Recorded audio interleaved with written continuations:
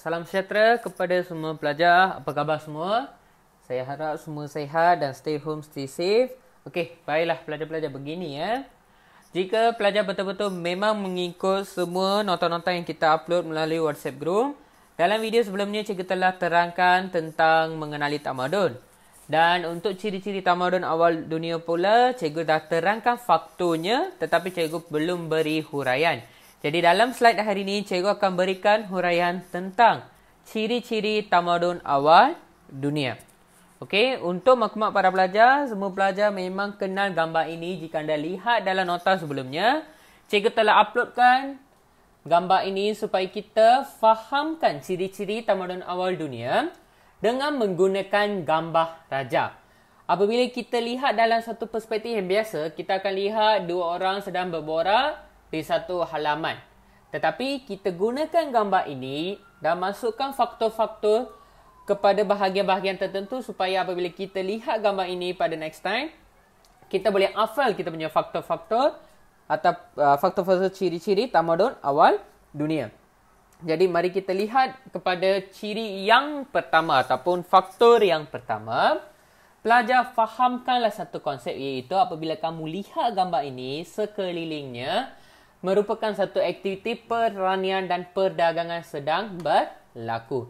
Jadi mengikut ciri-ciri tamadun awal dunia, faktor pertama pertanian dan perdagangan. Pertanian dia bermula sejak kehidupan masyarakat mula berkembang. Jadi pelbagai peralatan dan pembinaan saliran dan pencipta kincir air dan pembinaan teres di tanah tinggi telah dibuat demi aktiviti pertanian. Selain daripada itu, dari segi perdagangan pula, perdagangan dibahagi kepada dua. Satu perdagangan tempatan dan lagi satu perdagangan jarak jauh. Jadi kita lihat kepada perdagangan tempatan. Masyarakat terutamanya kepada masyarakat yang tinggal di kota, mereka mendapatkan makanan dan barangan pertanian dengan menukarkan barangan kraftangan dan perkhidmatan termaksud kegiatan keagamaan. Okey, dekat sini senang sahaja. Maksudnya kita ada satu perdagangan tempatan. Contohlah kita ambil katakanlah bahagian pelajar-pelajar yang duduk sekarang. Sedangnya berlaku aktiviti perdagangan di mana kamu pergi ke satu kedai, kamu dapatkan barang. Sebagai tukaran, kamu gunakan barangan kraftangan atau perkhidmatan termaksud kegiatan agama. Jadi untuk dapatkan satu, you bagi benda lain. Ini yang berlaku pada perdagangan tempatan. Manakala pada kotak yang ketiga, perdagangan jarak jauh pula, masyarakat daripada pelbagai tamadun, kawasan tamadun, mereka bertukar barang. Okey, kita ambillah pada masa sekarang. Selalunya kita beli barang daripada negara luar seperti negara China ataupun negara Eropah. Kita sentiasa akan beli barang daripada mereka. Jadi kita akan jual apa yang kita ada kepada mereka dan kita akan beli barang daripada mereka. Apa yang kita lakukan pada masa kini sama juga dengan perdagangan jarak jauh. Jadi berlakunya terutama kepada bahan mentah seperti logam, emas dan besi. Dan kegiatan perdagangan ini berlaku antara masyarakat Sumer dengan Mersey dan antara masyarakat Sumer dengan Mohenjo-daro. Jadi senang cerita seperti bagaimana kita buat bisnes pada hari inilah. Kita beli barang daripada negara China, lepas tu barang negara kita jual kepada negara-negara jiran seperti Thailand, Indonesia. Kita semua ada jual kan. Sama konsep dengan perdagangan jarak jauh pada zaman dahulu. Dan untuk faktor kedua, dia berkaitan tentang sistem pemerintahan. Okey, dalam gambar ini cikgu highlightkan kepada muka seorang yang berdiri ataupun kita boleh kata seorang dewasa. Okey, kenapa? Kita bayangkan situasi ini begini. Seperti seorang ayah sedang bercakap dengan anaknya. Jadi, dalam satu keluarga, selalunya yang mengambil keputusan ataupun melakukan sesuatu perkara, sentiasa kita rujuk kepada orang yang paling dewasa, iaitu ayah ataupun ibu. Jadi, pada peringkat awal, sama juga untuk sistem pemerintahan ini. Untuk hafal, kita ingat dalam satu keluarga itu ada sistem pemerintahan. Jadi, mengikut sistem pemerintahan, pada peringkat awal, pemerintahan negara kota diketuai oleh pendeta, tetapi kemudian raja mengambil alih. Manakala raja pula telah dibantu oleh pegawai daripada golongan bangsawan dan pendeta memerintah negara kota. Jadi untuk hafal, gambar ini, yang pertama kita ingat satu situasi ada pertanian dengan perdagangan. Kedua, apabila anda melihat seorang dewasa, itu adanya sistem pemerintahan. Dan yang ketiga, kita lihat ada satu kawasan rumah dekat belakang. Kita ingat rumah tu je, kita ingat pembentukan bandar. Jadi apa yang berlaku di bandar? Okey, kita lihat dari atas pelan susun atau bangunan tempatan yang tersusun, mempunyai rumah kediaman dan kemudahan pergi dan bilik mandi dan tandas. Dan seterusnya mempunyai kemudahan pelaksanaan yang teratur dan sistematik seperti pasar, rumah ibadat dan kawasan kediaman. Mungkin pelajar akan tanya, cikgu, apa itu rumah ibadat? Rumah ibadat adalah tempat kita menunaikan solat ataupun tempat kita sembahyang. Lepas tu, pembinaan sistem pembaritan dan pembentukan. Pembinaan kota untuk berlindung daripada serangan orang luar dan menjadi kawasan sempadan. Jadi, senangnya di mana apabila makin lama makin tamadun manusia maju, mereka dah mula satu bandar dan bandar itulah makin lama makin maju dan menjadi satu negara kota yang besar. Dan faktor keempat kita lihat kepada gambar dua orang itu juga, iaitu pengurusan pekerjaan.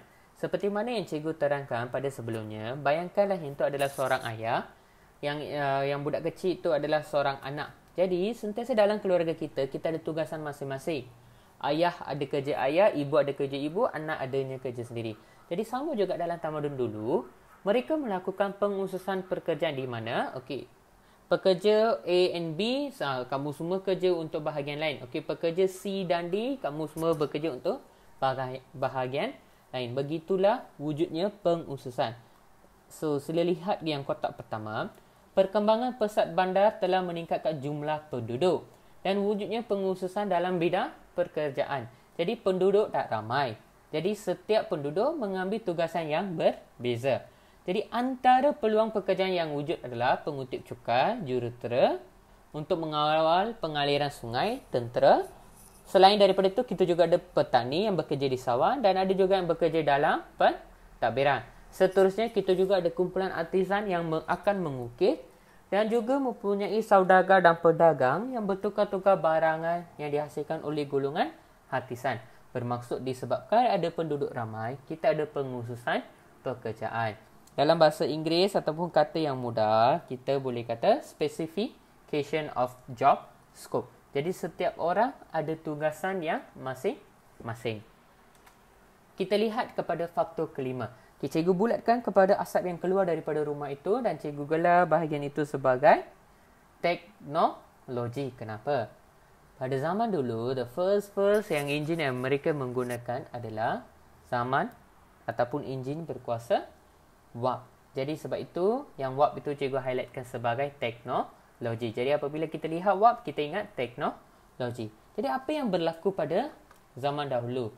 Mereka dapat menghasilkan pencintaan barangan dan monumen serta daripada hasil pertukangan. Dan hasil ini telah memberi keselesaan kepada masyarakat.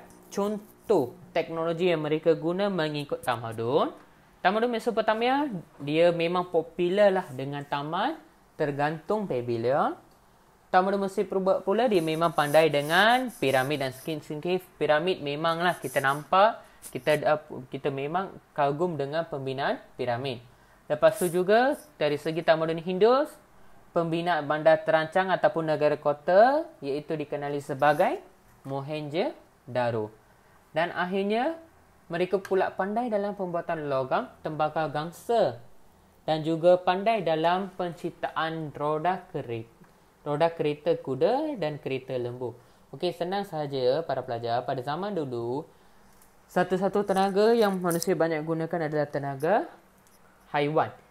Terutamanya dari segi pengangkutan ataupun untuk kawasan sawah padi, mereka selalu menggunakan tenaga haiwan dan juga tenaga manusia. Sebab pada permulaan kan kita tak ada banyak mesin. Jadi mereka berkembang dari segi teknologi. Okey, lepas tu untuk faktor ke-6, ke-7, ke-8 dan ke-9 senang sahaja. Kita ingat dua karakter yang ini sahaja, di mana organisasi sosial. Jadi dalam satu keluarga yang paling atas selalunya adalah ayah lepas tu ibu, lepas tu anak-anak, lepas tu saudara mara semua. Kita ada dia punya susunan sendiri. Jadi sama juga dengan organisasi sini. Yang pertama punya kelas sosial. Kenapa wujudnya kelas sosial? Okey, kemunculan institusi dan golongan pekerja. Kelas sosial ini berasaskan jenis pekerjaan dan kekayaan dan pengaruh. Jadi yang duduk atas sekali adalah pemerintah, Firaun, golongan agama dan golongan bangsawan. Ataupun sometimes kita lihat kedudukan dalam negara kita pula pada zaman dulu paling atas adalah sultan. Lepas tu pembesar, rakyat dan hamba. Sama juga golongan bawahan, kita ada golongan petani dan pekerja yang tidak berkemahiran. Lepas tu kita ada golongan hamba. Selalunya hamba ni, kita pergi semula. Hamba ni mereka terdiri daripada hamba perang ataupun hamba yang telah dijual. Jadi apabila kita lihat gambar ni, kita ingat organisasi sosial. Lepas tu, bayangkanlah kita dah kata organisasi sosial, ayah duduk atas. Lepas tu dalam keluarga ini, dalam keluarga kita selalu ada agama dan kepercayaan. Jadi sama juga, pada awal mereka mempunyai banyak tuhan seperti tuan bulan, matahari, sungai dan semua benda-benda dalam. Kenapa? Sebab pada zaman dulu kan, mereka percaya kepada apa-apa yang berlakunya adalah semua adalah daripada Tuhan.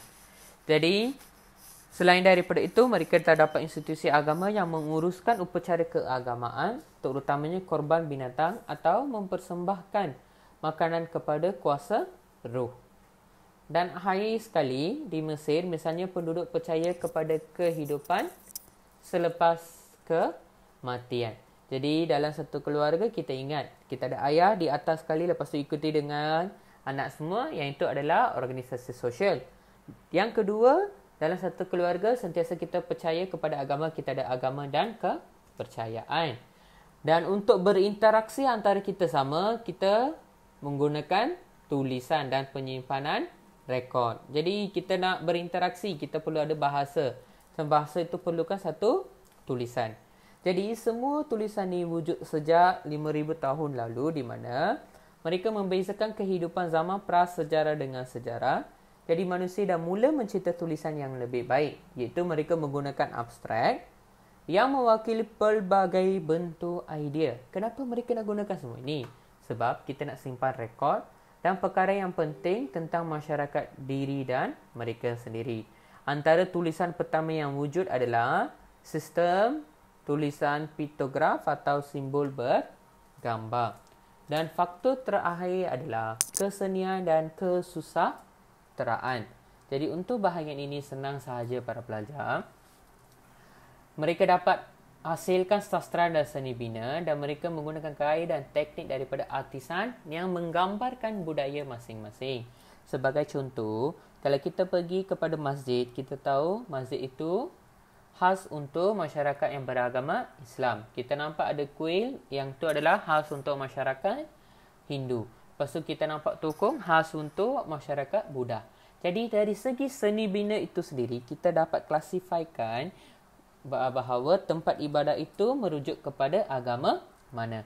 Yang itu yang berlaku pada zaman dahulu juga. Lepas tu artisan dapat menghasilkan ciptaan berupaya patung dan lukisan Tuhan ataupun dewa, pahlawan dan pemerintah. Jadi patung-patung ini dicipta menggunakan tembaga. Okey. Cikgu harap pelajar-pelajar kamu faham bahagian ini. Tetapi sebelum cikgu akhiri, kita pergi semula kepada gambar.